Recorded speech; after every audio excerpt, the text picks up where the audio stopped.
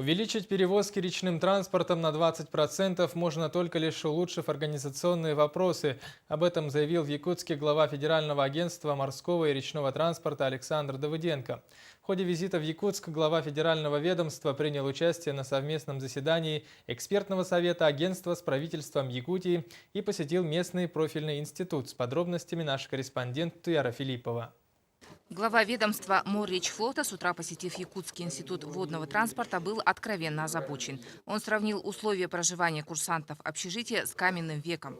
Пообещал оказать финансовую поддержку. Позже об этом же речь шла на встрече с премьером Галиной Данчиковой. Александр Александрович сегодня нам пообещал, что материально-техническая база нашего Якутского института она будет обновлена, и в декабре месяце мы все-таки получим некое улучшение в общежитиях этого института. И мы договорились с Александром Александровичем, что подготовка кадров из местного населения, она должна вестись на этой базе. Получила поддержку и просьба речников об отсрочке введения нового технического регламента для флота, который запланирован на 2015 год. Мы настаиваем на этом, потому что у нас действительно могут остановиться все перевозки. Я надеюсь, что к концу года, вот к декабрю требует, может быть, чуть раньше этот вопрос решится.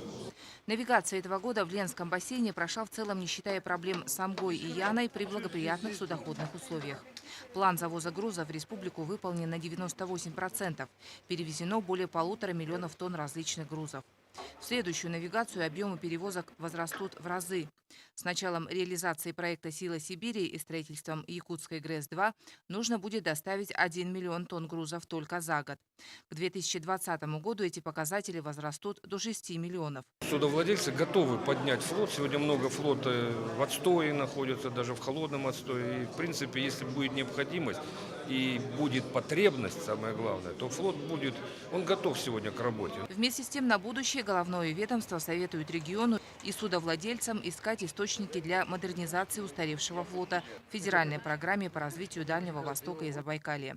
А чтобы не ждать каждый год, как говорится, у моря погоды, планируется усилить научную работу по изучению судоходной обстановки Ленского бассейна. Нужно водный баланс прогнозировать, надо русловые потоки, как изменяются, чтобы нам не строить дамбу каждый раз в новом месте, а чтобы мы знали хотя бы прогноз на 5, на 10 лет, на 15 лет, чтобы мы могли бы строить дамбы, выправительные разные сооружения так, чтобы знать, где русло пройдет.